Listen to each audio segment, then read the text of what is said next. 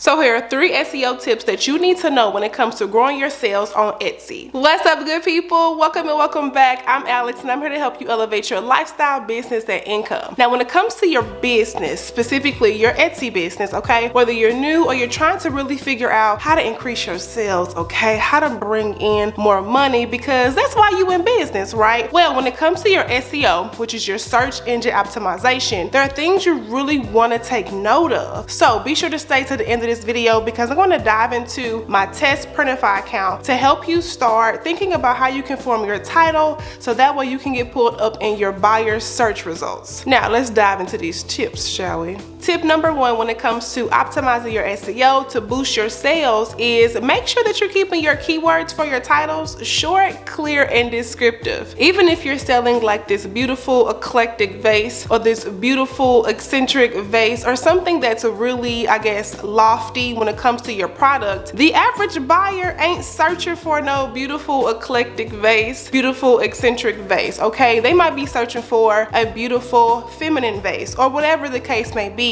What I'm trying to say is that you want to make sure that you're being simple yet descriptive. You have to just figure out how to blend what your product is without kind of being too long-winded. The more short, clear, and descriptive your keywords are for your title is going to be really good. I mean, chef's kiss when it comes to optimizing your product, because believe it or not, people are simple, okay? People shop in simple ways. When someone is looking for a product, they are just trying to look for something that they think is going to pull up. So if they're looking for a shirt or a specific type of t-shirt, they're gonna type in what they think in the most simplest way. They're not gonna think about if the t-shirt is like a 100 thread count fabric, anything like that. They're thinking very simply. So just keep that in mind when you're starting to form your title for your product. The second tip when it comes to your SEO strategy and optimizing your product is that you want to start thinking about synonyms, okay? Now, be sure to stay to the end of this video because I'm going to actually show you what I mean when it comes to how to use synonyms to describe your product. Now, when it comes to synonyms, the reason why this is such a good tip for your SEO is because you got to think about everybody calls things differently, okay? Case in point, if you live in, let's just say, the Midwest region, okay, for example, or kind of like the South, people may call a can of soda, where you have some northern states, okay, and how they have their vernacular, they might call soda pop, okay? Now, theoretically, it is the same thing. It is drink, it is a bubbly drink that you're, drinking or whatever, but depending on where you live, that product is called something differently. So that's what I mean when it comes to using synonyms, because you'd be surprised on how synonyms can help you get your product pulled up for the right audience. So now I'm going to show you exactly what I mean by hopping into my computer to show you how to start forming your title and use those synonyms, and then we're going to come back and talk about tip number 3. Okay, so we're in my test Printify account. Now, if you're new to Printify, then I wanted to just let you know that it is free to sign up, okay? So you don't have to worry about any upfront costs when signing up at all, okay? You don't pay anything unless you want to, but if you don't want to have the premium membership, it is a free membership, so you don't have to worry about that.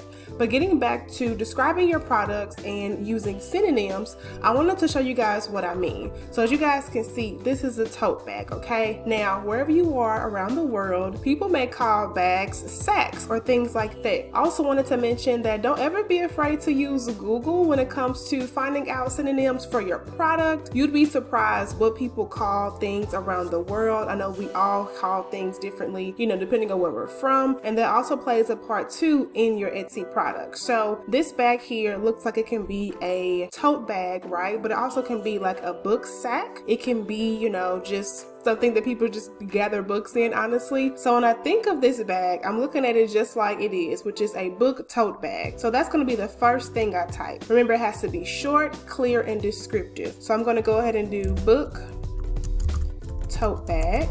Okay. Now, I also want to think of what else can a bag be called. Like I said, it can also be called a sack. So we can just call it, a sack for books. You can also call it a librarian bag. When you think of the product, you also want to keep in mind of who can use this product. So when you think of people who are avid book readers, you might think of a librarian, just someone who is a bookworm. So I can just put gift for bookworm. You see what I'm saying? So I have chances of pulling up if someone searched gift for bookworm, librarian bag, things like that. This bag can also be a bag for students, right? So if you're studying, this can be something that you take to the library and you just have your books, you know, across campus. So this can be a coat bags for students.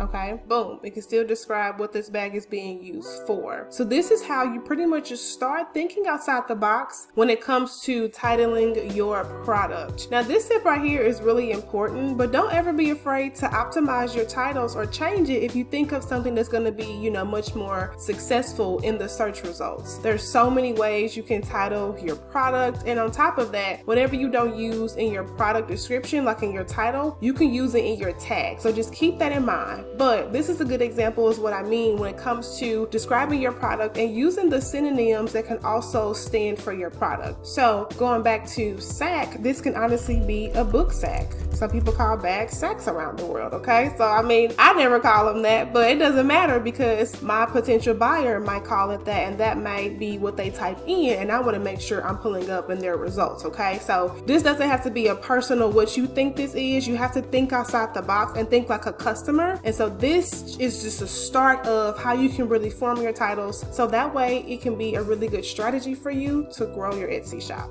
Okay, so if that was really helpful to see how to form your title and use synonyms, then please do me a favor and subscribe if you're liking the vibe, so that way you'll get notified on more videos that come out on how to grow your Etsy store and how to be successful if you have a print-on-demand business. Now moving on to tip number 3 when it comes to optimizing your SEO, and that's honestly to make your listing descriptions personal. A person is running your shop, okay? You are a person and you is running your shop, not a robot. So you want to make sure that you're coming off very like human-like, because you never know, that buyer may be interested to really see what your shop is about. You honestly don't want to waste any type of marketing, SEO, keyword related real estate, because that's going to really help you, right? Get more money, gain more views, whatever your goal is for Etsy. Using your description box is going to really work in your favor. So just be mindful of that when it comes to your listing description. Again, don't just be generic. Really put some personality, okay? Put some stank on it when it comes to your listing description, because you want to make sure that people are interested. You want to keep people interested, so that way they can really know what your shop is about. They can really tell that this is a trusted seller, that the seller loves their product and all that they do for Etsy. So just be sure that you spread some love to your listing description and you don't ignore this section. All right, Etsy seller. So that's it when it comes to the 3 SEO tips that's going to help you boost your sales. Now I just want to share that boosting your sales is not an overnight thing, okay? It's not an overnight success. This may take a little bit, or let's just say a couple of months, for your SEO and your, you know, your listings and your shop honestly to get kind of like circulated in Etsy's algorithm, okay? So it's not going to be immediate. I never want to promise you overnight success, but I can promise you longevity and sustainability and consistent income, especially passive income, if that's what you want to do and pursue for 2023. But all right, good people, thank you so much for watching today's video. Again, my name is Alex. Don't forget to drink your water, mind your business, and always choose yourself first, and I'll be back in my next video. Bye, y'all. Oh, hey friend, thank you so much for watching. But listen, if you have time, I encourage you to watch my next video, so that way you can define your life, learn something new, or just catch the vibe, and I'll see you in my next one.